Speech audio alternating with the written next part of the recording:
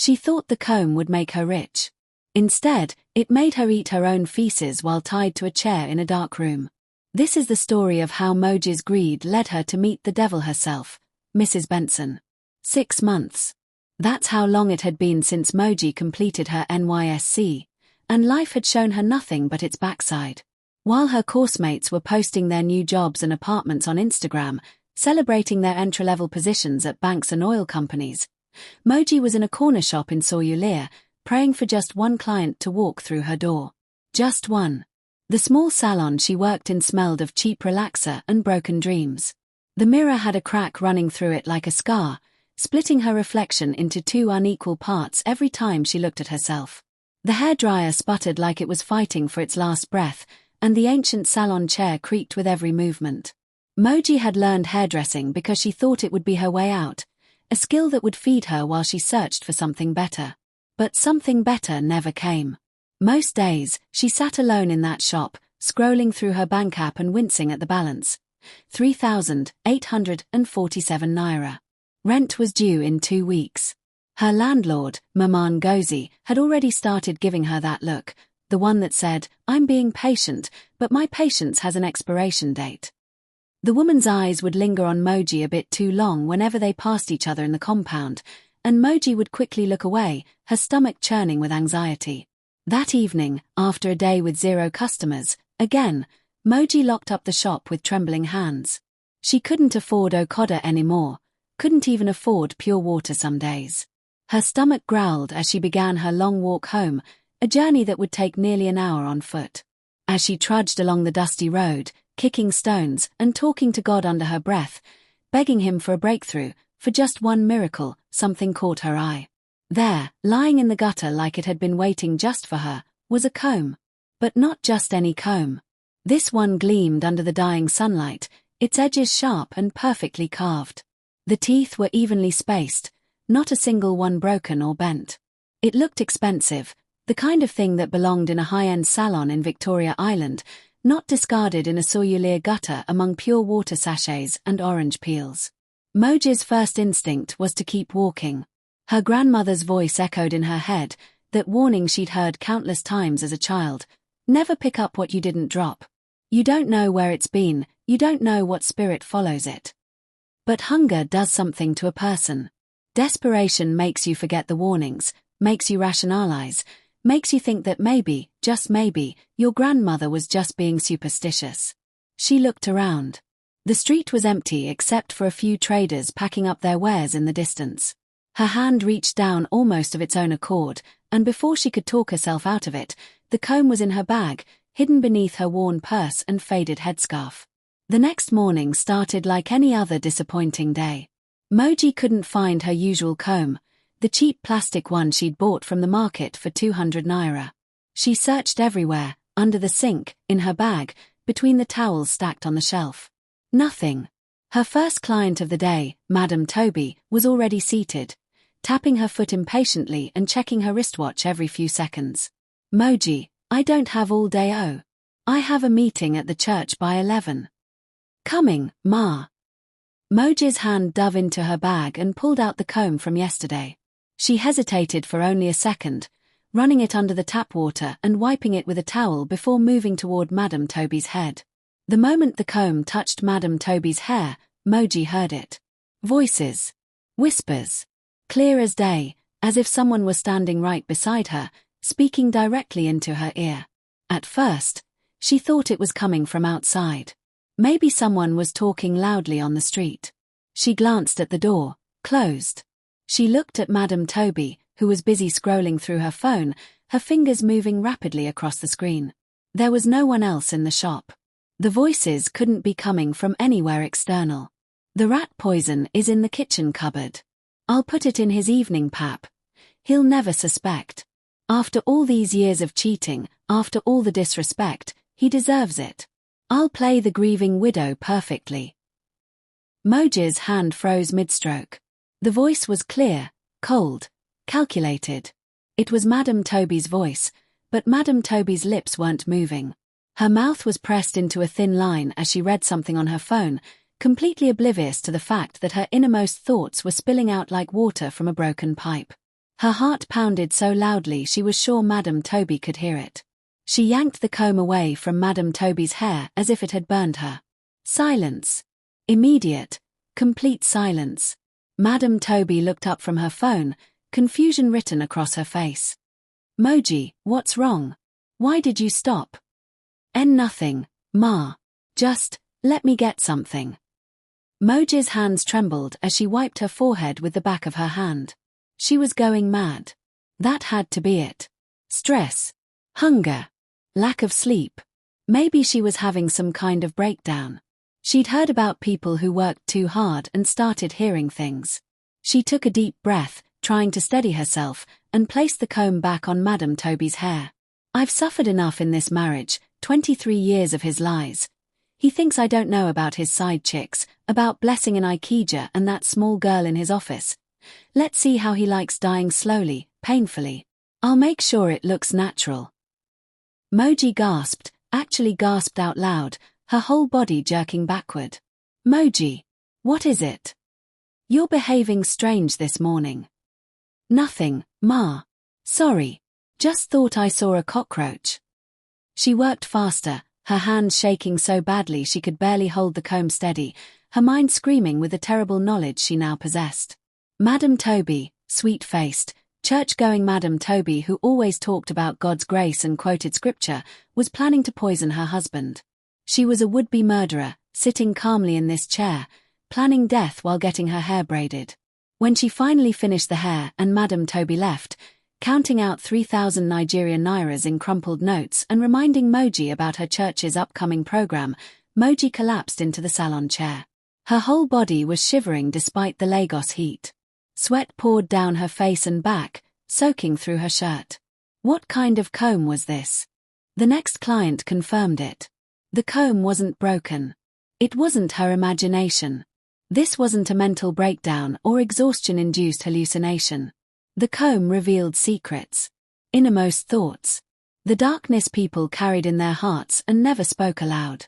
Sister Fade, a young woman who always wore a silver cross around her neck and never missed a Sunday service, sat in Moji's chair talking excitedly about her church's upcoming crusade. But the moment the comb touched her hair, a different story emerged, whispered in Sister Fade's own voice but with words her lips would never speak. If I can just convince Emeka the baby is his, he'll never know I slept with his brother that night he traveled. I'll say the baby came early, that it's premature. He loves me too much to question it. I'll make sure the brother never tells. Moji bit her lip so hard she tasted blood, copper and salt flooding her mouth. By the end of the day, she'd heard 4 more secrets, affairs, theft, lies, betrayals. One woman was stealing from her employer's cash register, small amounts she thought no one would notice. Another was planning to run away with her sister's husband. A teenager was pregnant and planning to pin it on her boyfriend who she'd never actually slept with. Each secret was worse than the last, each revelation more shocking. It was like holding a megaphone to people's souls, hearing the thoughts they'd never dare speak, the plans they made in the darkness of their minds. That night, she sat in her one-room apartment, a bowl of hot eba in front of her, steam rising from the smooth white mound. But she couldn't eat. She just stared at the comb on her table, gleaming innocently in the dim light from her single bulb. It looked so ordinary now, so harmless. Just a comb. But it held power, terrible, dangerous power. And that's when the thought came. Slowly at first, then all at once, flooding her mind with possibilities. Dangerous. Delicious. Impossible to ignore. What if this comb was her way out? What if this wasn't a curse but a blessing in disguise? What if she could use these secrets? Not to hurt anyone, she told herself quickly, trying to quiet the voice in her head that screamed this was wrong. Just to survive. Just enough to pay rent. Just enough to eat. Just enough to stop Mama Ngozi's threatening looks and her own gnawing hunger. Just enough. She started small. Anonymous messages sent from a new SIM card she bought at the market. Untraceable numbers. She'd text a client, I know what you did. I know your secret. 100,000 naira and I stay silent. And they paid. God, they paid. The first transfer came within an hour, 100,000 naira dropped into the account she'd opened specifically for this purpose. Then another. Then another. The women were terrified, desperate to keep their secrets buried. They paid without question, without hesitation, probably relieved that the amount wasn't higher. Within 3 weeks, Moji had made over 2 million naira. She upgraded her shop, bought new equipment, a professional hairdryer that actually worked, proper salon chairs with no squeaks, mirrors without cracks. She moved her salon to a bigger space, still in Soyulir but in a better area with more foot traffic. But Soyulir wasn't enough anymore. The secrets here were small, the money limited. These women could only pay so much before they'd rather risk exposure than continue paying. If she wanted the real money, she needed to go where the big fish swam. Where the wives of politicians and oil moguls got their hair done. Where women wore secrets like expensive jewelry, hidden but valuable. Lekki. Moji's new salon in Lekki was everything she'd dreamed of during those long, hungry nights in Soyulir. Marble floors that gleamed under crystal chandeliers. Gold-rimmed mirrors that reflected her new life back at her. Soft leather chairs imported from Italy. The scent of expensive perfume and fresh flowers filled the air instead of cheap chemicals. The clients who walked through her doors wore Hermes bags and carried phones that cost more than a year's rent in her old place. They smelled like money, spoke like money, moved like money. And their secrets. Even juicier. Even darker. Even more expensive. One woman was embezzling 50 million naira from her husband's company, skimming a little here and there, covering her tracks with false invoices. Another was sleeping with her pastor in his office after Tuesday evening Bible study, her husband at home with the children thinking she was serving God. A third had hired thugs to beat up her husband's pregnant mistress, sending them to the girl's house in the middle of the night with specific instructions to make sure she lost the baby. Moji collected their secrets like currency, storing each one in her memory, encoded notes on her phone. And she cashed in, one blackmail at a time. 500,000 here. 1 million there. Sometimes 2 million from the really desperate ones, the ones with the most to lose. She bought a car, not a flashy one, but a decent Toyota that started every morning without prayer. She rented a better apartment in a gated estate with 24-hour security. She wore Brazilian hair that cost 200,000 naira per bundle and designer shoes she'd only ever seen in magazines. She was finally living the life she deserved, the life her coursemates had stumbled into with their connections and their privilege. She'd found her own way, carved her own path. But greed is a beast that's never satisfied.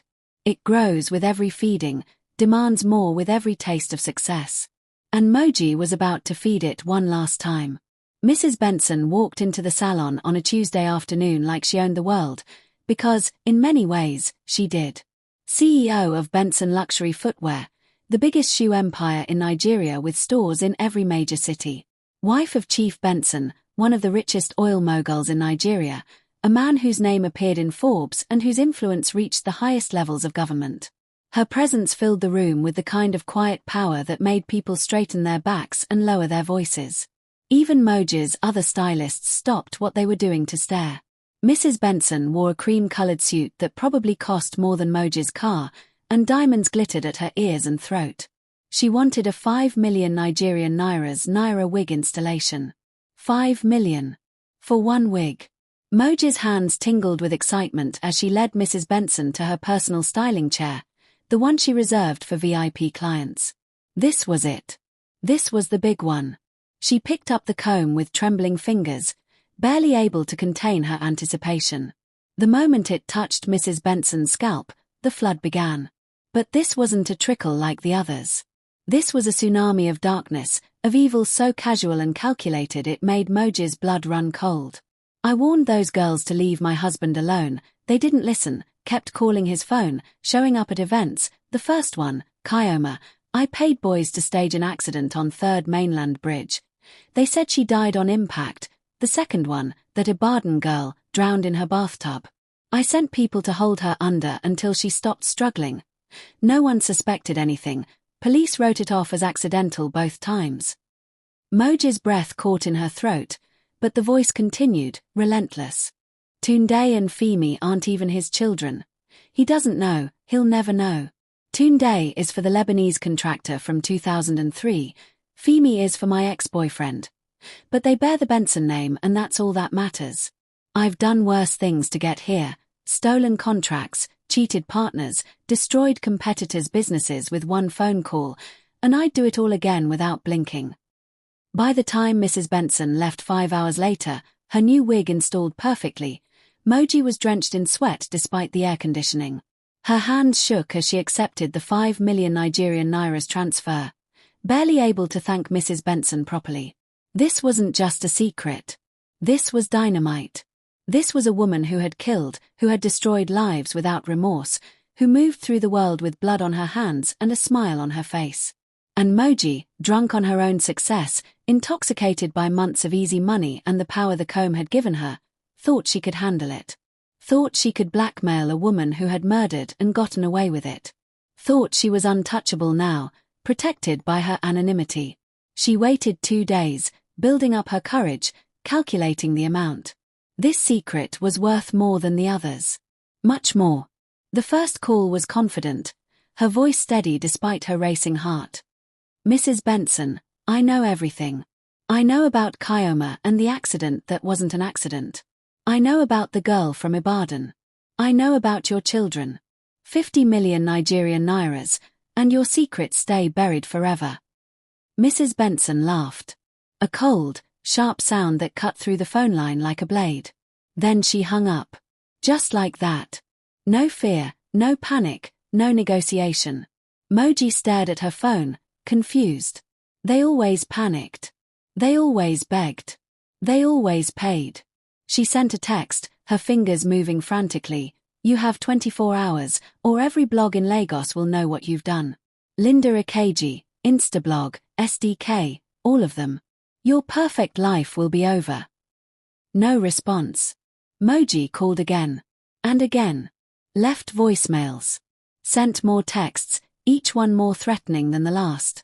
I'm not joking. I have proof. I'll ruin you. Still nothing. What she didn't know, what she couldn't have known in her arrogance, was that Mrs. Benson had already traced her number within the first hour. The same tech guys who helped cover up murders had found Moji's location, her real name, her address, her salon, her family members. Mrs. Benson had already sent people to watch her, to follow her movements, to map out her routine. Already decided how this would end. 3 days later, Moji closed her shop at 8 p.m., exhausted from a long day of clients. She'd pushed Mrs. Benson to the back of her mind, convinced herself that maybe the woman was just calling her bluff, that she'd eventually pay like all the others.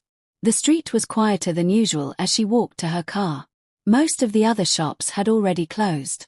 A few street lights flickered overhead, casting strange shadows. A black bus pulled up beside her. No warning. No time to react.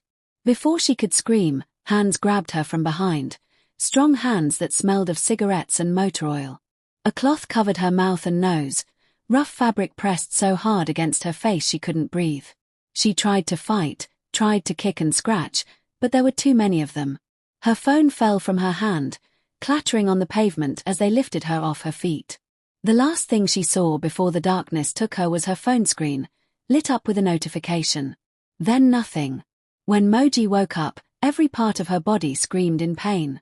She was tied to a metal chair in a concrete room with no windows. The air smelled of dampness and something else, something rotten. A single bulb hung from the ceiling, swinging slightly and casting moving shadows on the walls. Across from her, legs crossed elegantly as if she was sitting in her office boardroom, sat Mrs. Benson. She wore a simple black dress and no jewelry this time. Her face was calm, almost pleasant. She could have been waiting for tea to be served. You thought you were smart, Mrs. Benson said softly, her voice almost kind. You thought you could threaten me. Me. She laughed, that same cold laugh from the phone. Do you know how many people have tried to blackmail me over the years? Do you know what happened to all of them? Moji tried to speak, but her mouth was gagged with duct tape. Let me tell you a story, Mrs. Benson continued, standing up and walking slowly around Moji's chair. There was a reporter once. He found out about some of my business practices. Thought he could be a hero, expose me. They found his body in the lagoon 3 weeks later. The police wrote it off as suicide. She paused. There was also a business partner who got greedy, wanted a bigger cut. He had a heart attack in his sleep. Very tragic. He was only 42. What followed was 2 days of hell that Moji would never be able to fully describe, even if she wanted to. Even if her mind would let her remember all of it clearly instead of in fragmented nightmares. They beat her with electric cables until her back was a mess of welts and blood. Starved her until her stomach cramped and she vomited bile. Forced her to eat her own waste while they watched and laughed, holding her nose until she had to open her mouth to breathe. Dunked her head in a soakaway, the thick, foul sludge of human waste, until she choked on filth and darkness, until she was sure she would die there, drowning in sewage. Mrs. Benson supervised it all, never participating directly but watching with those calm, cold eyes. Sometimes she'd check her phone, responding to emails while Moji screamed through her gag. Sometimes she'd give instructions. Again. Make sure she understands. When they finally released her on the 3rd day, dumping her on a roadside in the middle of nowhere like garbage, Moji was barely conscious.